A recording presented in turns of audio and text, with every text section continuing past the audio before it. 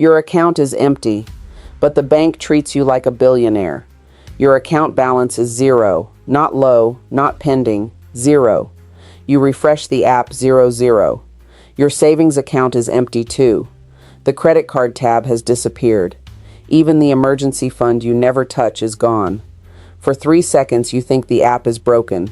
Then your phone rings, unknown number. A calm woman says, "Good morning. This is Elena from North Meridian Private Bank. We noticed unusual activity on your profile.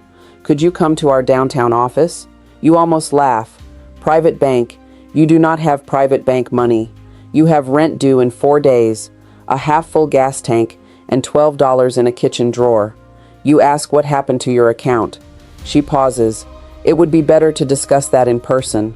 40 minutes later, you enter a glass building. You have passed hundreds of times. There is no line, no ticket machine, no customers arguing with tellers, just marble floors, silent elevators, and people in dark suits. You give your name at reception. The receptionist's expression changes instantly. She stands. "Of course, we have been expecting you before." You can explain that there must be a mistake. An employee appears with coffee, sparkling water, and a warm towel. You look behind you thinking someone important must have entered. Nobody has. Mr. Vale will see you now. You follow him into a private elevator. There are no buttons. The doors scan his fingerprint and take you upward. Your phone still shows 0, but the bank is treating you like the building belongs to you. The elevator opens onto the 39th floor. The city spreads beneath the windows. A man in a navy suit waits beside a conference table. He introduces himself as Adrian Vale, Director of Special Client Affairs. He pours your coffee himself. Then he places a black folder in front of you. Your name is embossed on the cover. You open it. The first page shows your checking account balance, 00. The second shows your savings balance, 00. Where is my money? Adrian folds his hands. Your visible funds were removed at 2:14. This morning. Removed by who? By the bank you stand. He raises one hand. Your funds were not stolen. You emptied my account. We cleared the public-facing balance. Public-facing. He turns to another page. There is a number at the top. 4806-000. You read it 3 times. This is not mine. That is the current valuation connected to your identity. You push the folder away. I work in customer support. I rent a 1-bedroom apartment. I had less than $3,000 yesterday.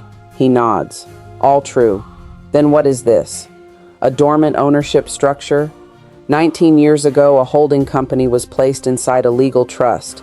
That trust owned early shares in a logistics technology firm. The company expanded quietly into ports, warehouses, payment systems, and government contracts. Most people have never heard its name because it operates behind other companies, but its value kept growing, and according to the documents, you are the final beneficiary. My parents never owned a company. We are not discussing your parents. That sentence lands harder than the number you ask. Who created the trust? Adrian slides a photograph across the table.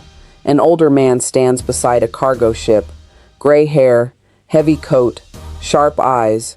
You have never seen him before, but the shape of his face looks familiar on the back. One sentence is handwritten. When the balance reaches 0, tell him the truth. The bank did not empty your account because you lost everything. 0 was the trigger. The man was Elias Voss, founder of Voss Meridian Holdings, a billionaire who died 12 years ago. Officially, he had no children. Unofficially, he had one son. Your father, Adrian, explains that your father rejected the family, changed his surname, and disappeared before you were born. He wanted no company, no security teams, no inheritance. He wanted you to grow up without knowing what your name could buy. So why now? Because your father placed a condition on the trust. You would receive nothing while you still depended on money. To define safety, the trust would remain hidden until your personal accounts reached 0 without fraud, deliberate debt, or manipulation. So becoming broke was the test. Know how you became broke was the test. He lists the transactions, the rent you paid for your mother, the medical bill you covered for your brother, the money you sent to a coworker after his apartment burned. You reached zero, not because you gambled, but because other people needed help. Every transfer had been reviewed. Every decision recorded. Anger rises. You watched me struggle. Yes, you could have stopped it. Yes, you let me believe I had nothing. Adrian does not defend himself. The trust was designed by people who believed. Money reveals character. Your father believed character should be revealed before money arrives. You look out at the city an hour ago. You were calculating whether you could delay your electric bill. Now, you supposedly control more money than you can understand. You ask when the funds become available. Adrian turns to the last page. They do not. What the 48 billion is not cash. It represents controlling ownership, shares, property, voting rights, licensing revenue, and reserve assets. So I cannot access it. You can, but not today. Accepting the inheritance means becoming visible. The board will know. The media will. Competitors will know. People who ignored you will suddenly remember your number. Relatives you have never met will call you family. Friends will begin testing your generosity. Every room will change when you enter.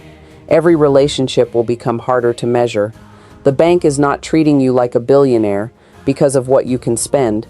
It is treating you like one because of what your existence. You can change Adrian places. 2 documents on the table.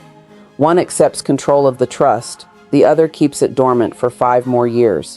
What happens if I walk away?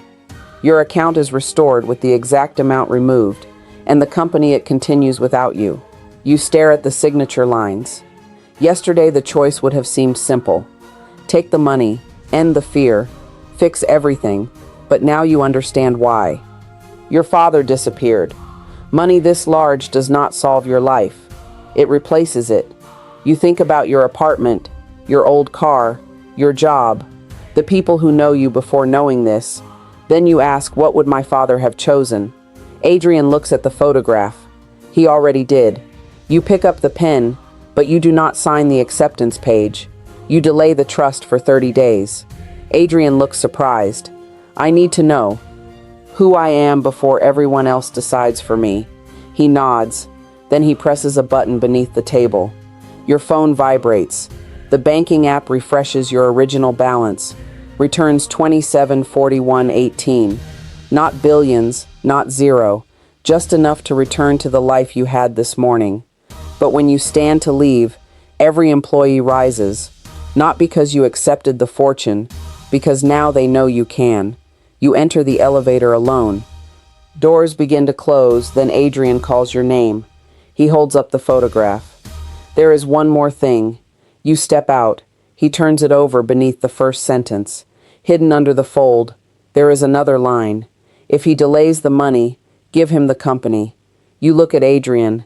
He looks at you, and somewhere far below, behind locked doors and silent screens, the bank begins changing your name from beneficiary to owner.